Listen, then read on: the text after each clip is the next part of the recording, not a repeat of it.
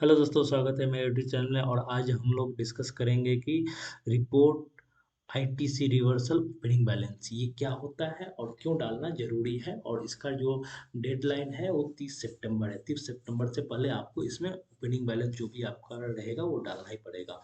मेरा बात अब ध्यान से समझिए। सबसे पहले आप जब जुलाई मंथ का जो रिटर्न फाइलिंग कर रहे थे उस दिन जो भी आपका टेम्पोररी रिवर्सल में डाला गया था फिगर, वो आपका ओपनिंग बैलेंस रहेगा। मान लीजिए कुछ फिगर ऐसा है जो कि अप्रैल मई जून का भी टेम्पोररी रिवर्सल में डाले थे और उसको आप उसी पीरियड मतलब अप्रैल मई जून जुलाई तक रिक्लेम नहीं किए हैं, वो भी फिगर आएगा।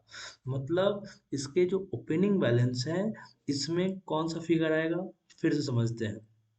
अप्रैल का टेम्पोररी रिवर्सल, मई जून जुलाई का टेम्पोररी रिवर्सल का फिगर आएगा। लेकिन अगर वो उसी पीरियड में रिक्लेम कर लिया गया है, यानी कि अप्रैल मई जून जुलाई तक अगर रिक्लेम कर लिया गया है तब वो नहीं आएगा।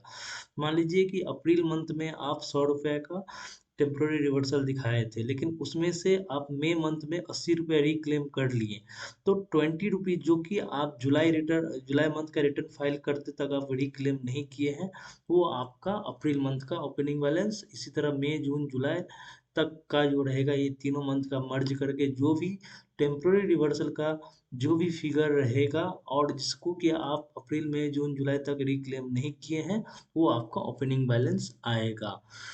इवन वो अगस्त सितंबर अक्टूबर में अगर मान लीजिए आप रिक्लेम कर भी लिए हैं, वो फिर भी ओपनिंग बैलेंस जो जुलाई मंथ का रिटर्न फाइलिंग करते समय एज ऑन डेट जो भी अवेलेबल था टेम्पोररी रिवर्सल में, वो फिगर आएगा। इसे कैसे फिलअप करेंगे वो आज हम लोग देखते हैं।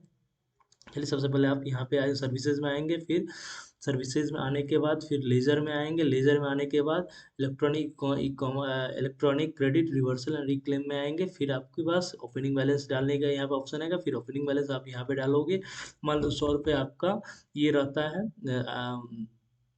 आईजीएसटी का फिगर, 50 रुपये सीजीएसटी, 50 रुपये एसजीएसटी का फिगर रहेगा।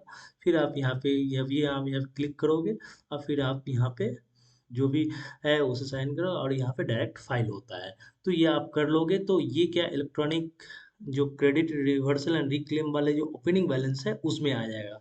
उसके बाद आप देखोगे कि आपका electronic credit reversal and reclaim में हर मंथ क्या होता है कि कितना आप आईटीसी लिए हैं, उसमें से कितना टेम्पोररी रिवर्सल में दिखाया है और कितना रिक्लेम किए हैं, और फिर क्लोजिंग बैलेंस आता है लेजर का। तो ये डालना बहुत इंपॉर्टेंट, मैं फिर से बता रहा हूँ। जुलाई मंथ का जब आप रिटर्न फाइल कर रहे थे उस मंथ में जो as on date standalone जिसको बोलते हैं, जो भी आपका टेम्पोररी रिवर्सल का पार्ट था, यानी कि टेबल नंबर 4B2 में जो भी आप दिखाए थे, वो फिगर आपको ओपनिंग बैलेंस में दिखाना पड़ेगा। अगर इसी तरह का मान लो अप्रैल मई जून का भी कोई फिगर है जिसको कि आप अप्रैल मई जून में रिक्लेम नहीं किए या जुलाई तक रिक्लेम नहीं किए, वो स्टैंड है, तो जुलाई मंथ में स्टैंड है तो उसको आपको दिखाना पड़ेगा। इवन दो अगस्त सितंबर अक्टूबर में उसे आप रिक्लेम कर लिए हैं, फिर भी उसे आपको opening balance of the July month का दिखाना ही पड़ेगा। थैंक यू वेरी मच मेरे वीडियो को देखने के लिए। अगर इससे electronic credit reversal and reclaim से रिलेटेड कोई कंफ्यूजन हो तो मुझे आप मेरे मेल आईडी दिया हुआ है उस पर मेल करो, मैं आपके क्वेश्चन को आंसर करूंगा। Thank you very much.